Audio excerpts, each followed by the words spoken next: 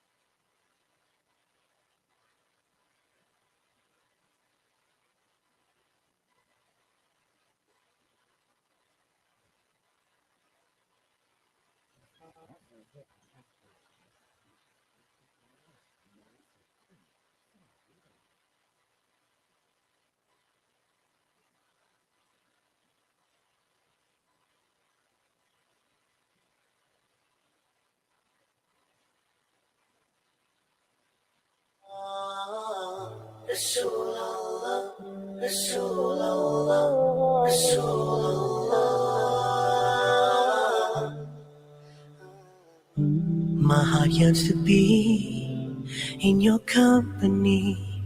Oh, hey, proclaim your cause. This is the Ashraf Garda Show, 8 to 10 a.m. and you are listening to Salam Media. And the show, as we start talking to Dr. Pali Lehola in just a moment, is brought to you by the African Muslims Agency. Imagine a world where every family has food for suhoor and iftar. It's certainly something for you to consider. Call the AMA on 0010 0722 262. Got that? 010 0722 262. Right, let's get to the first story. So I'm really concerned about a couple of things, okay? Fuel prices constantly being hiked as of last night, as you know. Rates are always on the up in terms of city councils, and whether the money gets used properly is another debate. The other one, of course, is energy in terms of power, electricity supply. And unemployment also is being hiked all the time, obviously unintentionally so, but that's really where it is. So I'm particularly concerned about the stats around that. So we're going to get two takes on this issue. One is to later on speak to Mervyn Abrahams about just how do South Africans survive. But I thought, let's get the stats in terms of where we are as a country and in terms of all those numbers and what that really means. And I chat therefore to Dr. Pali Lehola, who's the former statistician general. Pali, appreciate your time. As always, good morning.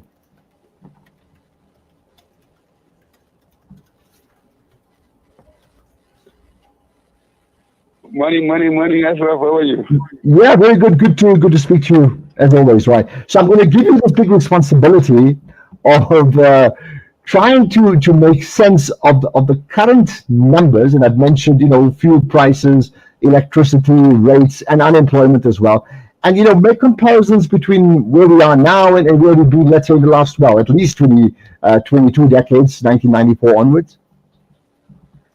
Well, if you recall, in 1994, the interest rates were very high. I think we were paying about 15, they were up at about 27%, 15%. Things were really terrible. They were, in terms of economic performance of the country, we are almost where we are. We are almost where we were in 1994.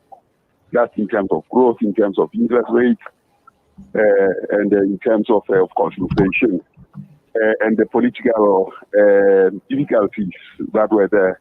Were in similar situations. What was different, though, was that we were hopeful and we were actually united in saying we will deal this and solve that.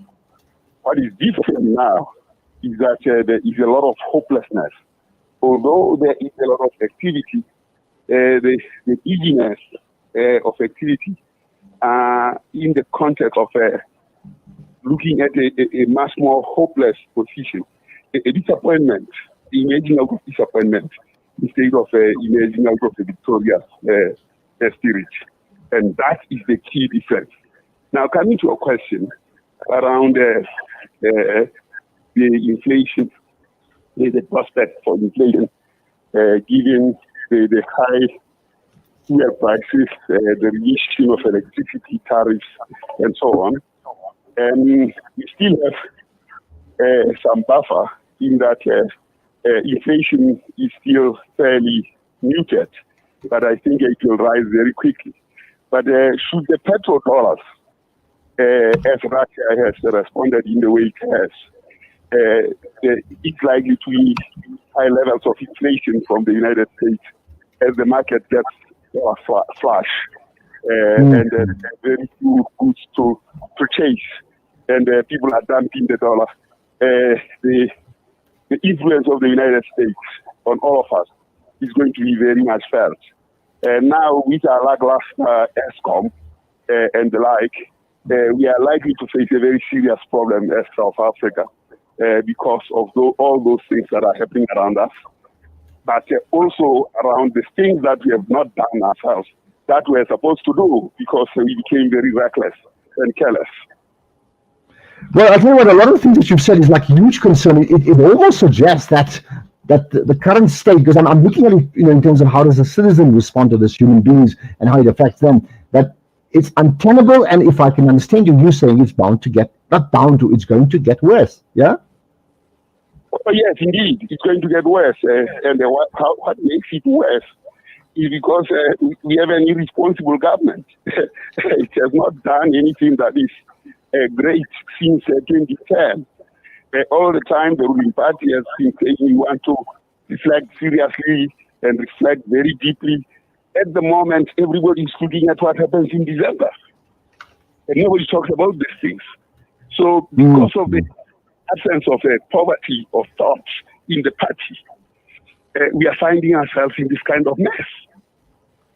So let me put it this way. You talked about an irresponsible government, and we're talking about the ANC-led government in South Africa, right? How do you tell if someone says, but the fuel prices have gone up, it's not our fault, it's what's happened in the Ukraine that sparked it off. The energy prices have gone up. That's just the reality of the world, and so on and so on. So if government says we can't avoid it, don't blame us, really speaking, are you suggesting there's another way to cushion the blow here? That's a cop-up. We got MEDP, we got Kusile. We should have been able to deal with this energy crisis with those coming online. Yes, there was a problem in 2008, but this was responded to very effectively by introducing MEDP and Kusile. So the shortage of energy at the moment is impacting very negatively on manufacturing. If manufacturing were to ramp up to a level and the capacity of manufacturing increases to about 90%, the grid will collapse. So it has nothing to do with Ukraine. It has nothing to do with all these other things that are happening. Let's find out in the path that we have determined for ourselves. So what then do you suggest should happen now? So the one is to reflect back on what should have been done, and I get that. But now that we are in 2022, faced with the problems we have now, what should be done as a matter of urgency, according to you, and what should be done long term? There are really two different strategies there. I've been on this point all the time, that unless we have a long-term vision, which the 360 pages of the NDP we're trying to articulate, unless we translate that into a long-term plans, then we're not going to go anywhere. If you think about what the plans are, there are none. Since 2012, when NDP was adopted, there's never been any plan. There was a 12-point plan. It transformed and metamorphosed into 14-point plan. It became a new path.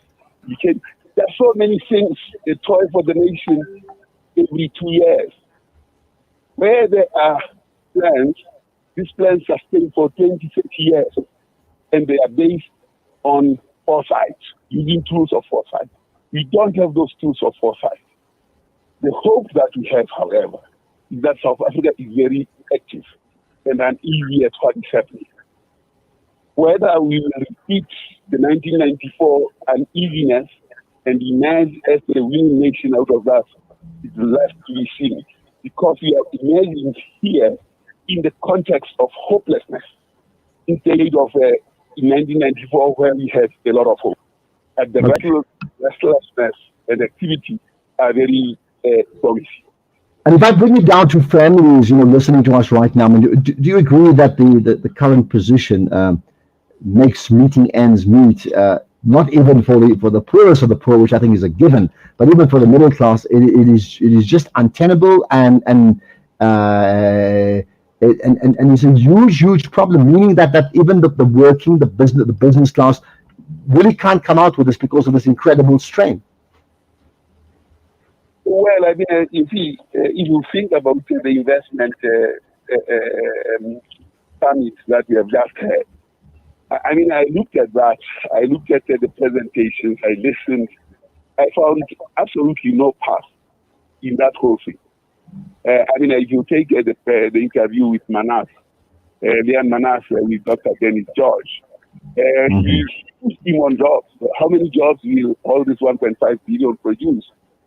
Dr. Dennis George was at pains to try and come with any numbers. He finally said 200 jobs. So it's 800 jobs for a 1.5 billion. If you go to the president's 1.2 trillion rands, then that's a PC 150,000 jobs. Well, scale that up to say jobs emanating from that will be 10 times that. That will be 1.3 million jobs, and that still doesn't cut it. So there is no plan after all the 4 summits that says what is it that is happening. Businesses have already factored this in their plans. It's no new money.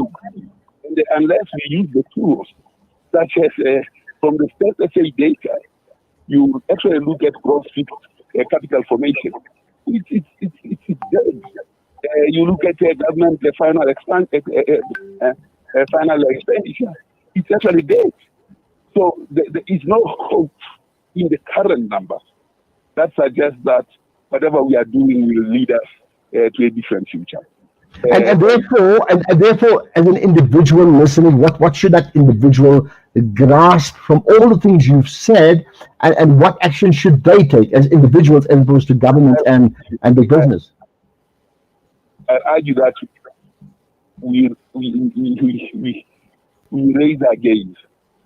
I think the business came to government 2.5 years ago with a laundry list of things that they thought they could do at the time when COVID started. The starting point is to have a serious discussion, not the one of serious reflection and so on.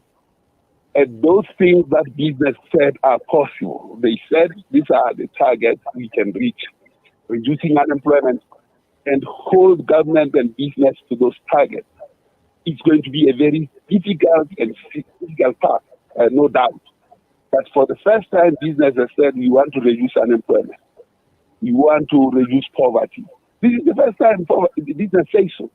But government, because it doesn't have tools of processing those hopes and wishes, they are not able to take them on board.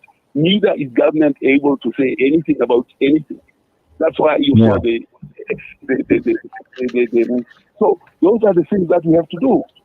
And the all of society must actually commit to a promise. And that social compact cannot be a social compact. It's a social economic compact. What will happen to the poor? Will their lot improve when these things have been done? Then we understand that we are going to, short of that, the rich will always, and business will always cream off whatever it has to cream off, even at low levels of growth. But the poor will be at the end of the food chain all the time. And this is the majority population that had a constitutional promise of a decent life.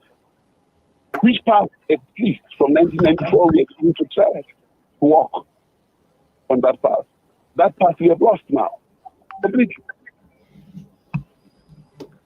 Well, I tell you what, lots to talk about, so much to reflect on that, Dr. Pali Lehola. I appreciate your time. You certainly got us thinking about many things. And I would suggest, in terms of your point about business, probably to get the CEO of Business Leadership South Africa certainly coming on board to say, well, what sort of jobs do they want to sort of galvanize people around? Because it hasn't quite happened in any way. I'm looking at YES as well, Youth Economic Services, to the level that we would expect. More needs to come. Pali Lehola, as always, thanks for your time. Feel free to tweet, by the way, some of the comments that you've shared already today. I will gladly share that if you just tag me and Solar Media as well. Thank you. Thank you very much. Shukran, Jazilan. Thank you so much. There, Dr. Pali Lehola, the former statistician general and currently professor of practice at UJ, but doing some great work and understanding the scenarios, but effectively suggesting that government's certainly failing us. Now, again, I will reduce it to you and I in terms of consumers. What does all this mean? Fuel price hikes, rates hikes, energy, electricity hikes, unemployment hikes, and a whole lot more. Let's get Mervyn Abrahams with us. Program Coordinator at the Peter Maritzburg Economic Justice and Dignity. Mervyn, appreciate your time. Good morning. Good morning, and good morning to all your listeners. Thank you, Mervyn. So you've probably heard some of the background, my chat with Dr. Pali Lehola, but what you certainly know, the bigger issue is, again, just reeling expenditure that the average South African family has had to meet or are meeting every single month. In fact, how they're doing it, I don't quite know. Well, what do you make of this? Where do you sit with this issue? Well, I mean, households have been suffering an affordability crisis for many years now. It is just that the crisis is deepening over the last couple of months, but that there has been a crisis has been with us for the last 15 years or so. When we look at the price of food, I mean, the price of food has been steadily, for a basket, has been steadily increasing over the past few years. At the moment, we are looking at a basket of food, of 44 foods, which costs at about 4,450 Rand, and that's a 410 Rand increase, or 10% increase on the same time last year for that same basket. And of course, wages or household incomes are not keeping track with the same levels of price increases of essential goods that households require. Yeah, and I mean, do you get a sense? This is what premised this conversation, that families are on their own. There's a sense of utter helplessness. People that they owe, be it banks, be it schools, be it city councils filling up petrol. They're sort of sympathetic to a percent, and that's it. Beyond that, like, sorry, man, we can't help you. So if they don't help and government can't come in and support them, then you have a massive amount of people, not just the poorest, but even the poorest and the lower middle class and the upper middle class, now beginning to really battle, which poses huge problems for the stability of the country, isn't it? Yes. So, I mean, let's be clear that a number of these shocks in the economic system are from external forces or external causes, which government has no control over.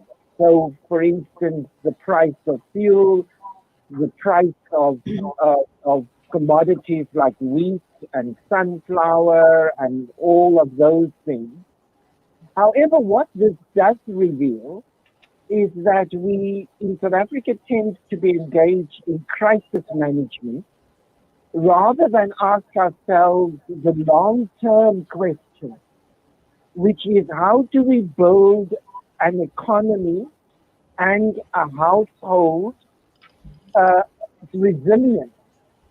And how do we shield ourselves from some of these major external causes, like, for instance, our exposure to fuel. Our economy is massively exposed to fuel because we don't use, for instance, our rail system.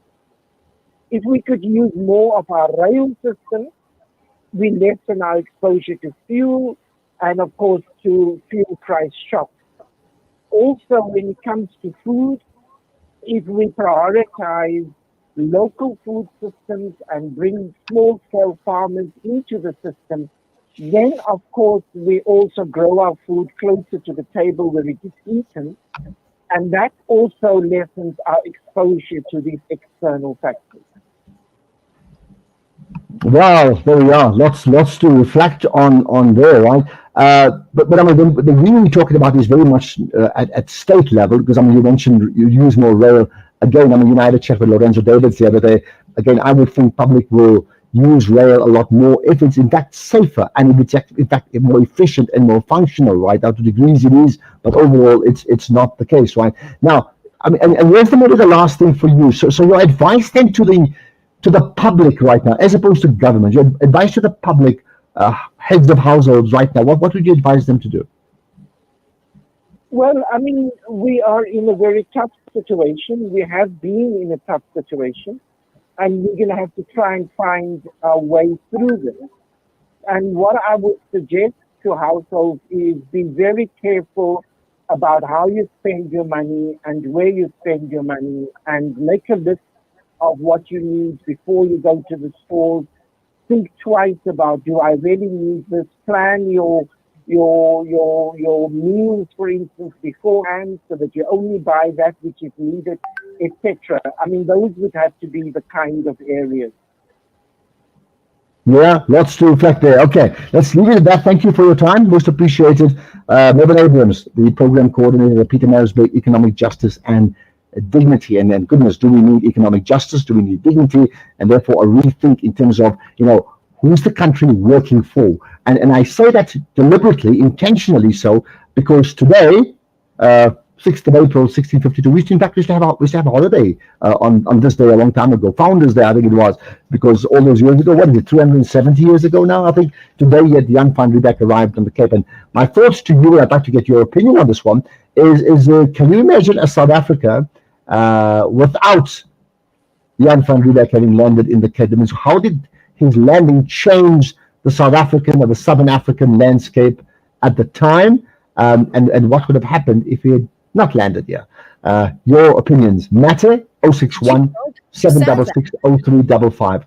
061 766 0355. You can WhatsApp right away. In fact, you can also call in 011 680 0355. We'll have the conversation with Dr. Pali Lehola together with Mervyn Abrahams up as a podcast as well sometime later on. We will talk about ICSA and that whole round on allegations about ICSA certifying pork as halal to be sold in a store, spa in Durban. We'll get to that coming up pretty shortly. But let's talk about the impact of Jan van Riebeeck right after this.